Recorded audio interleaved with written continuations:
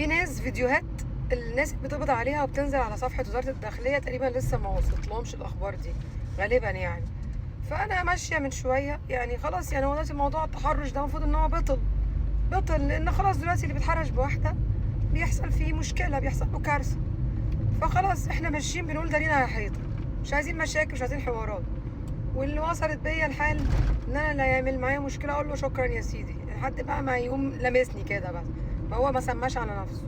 المهم انا ماشيه دلوقتي والدنيا زحمه والناس مش طايقه نفسها، النهارده درجه الحراره اصلا 44 وانا صوتي رايح وحالتي حاله.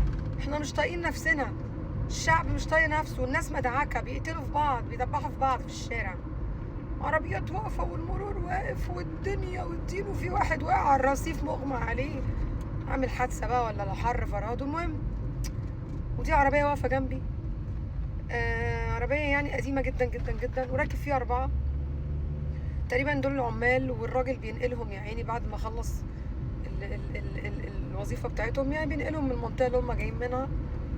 فده راكب في الكنبه اللي ورا، ولاقي لك واحد مطلع، ولاقي لك واحد مطلع راسه من الشباك في عز الحر ومبهدل وشعره منكوش وحالته حاله، عمال يعمل لي كده كده بالظبط. ايوه ايوه. فانا بصيت كده قلت ده اكيد مرض كلابي، اكتشفت ان هو بيعاكس. قمت انا والله العظيم وشي لوحده عمل كده، قمت لفيت وشي قلت ده بقى المتخلف اللي شاف اضواء المدينه انبهر. متخلف، الناس مش طايقه نفسها. في واحد راكب في العربيه اللي جنبي اساسا شغال تقوير في مناخيره لما جاب خرم مناخيره من جوه، خرم راسه قصدي عفوا، ولا جاب المخيخ، هو شغال قرف، يعني قمة القرف. الناس مش طايقة نفسها وانت شغال في عالم تاني، انت شكلك يا عيني كحيان وحالتك حالة عمال انت عبيط.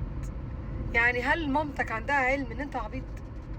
يعني انا مش عارفة الناس دي بجد والله العظيم. في الاخر ببص لقيته راح دخل فقد الشغف يا عيني من بصتي لما انا بصيت له كده، راح يعني تقريبا حزن على حاله، حزن على نفسه يعني. او ده بقى يعني بجد يعني ايه القرف ده؟ ايه القرف ده؟ ايه الناس دي؟ الناس دي عايشه في ميه البطيخ، في ميه اللالا لاند، عايشين مع نفسهم. لا لا لا لا لا لا لا لا لا. وما انصحش اي حد ينزل في درجه الحراره دي، والله العظيم هتخسر نفسك وهتخسر صحابك وهتخسر معارفك وهترتكب جنايه وانت في الشارع. انزل الضروره القصوى، وانا اللي نزلني النهارده ضروره قصوى، والله ما كنت عايزه انزل بس اضطريت ان انا انزل. يلا اشوفكم على خير.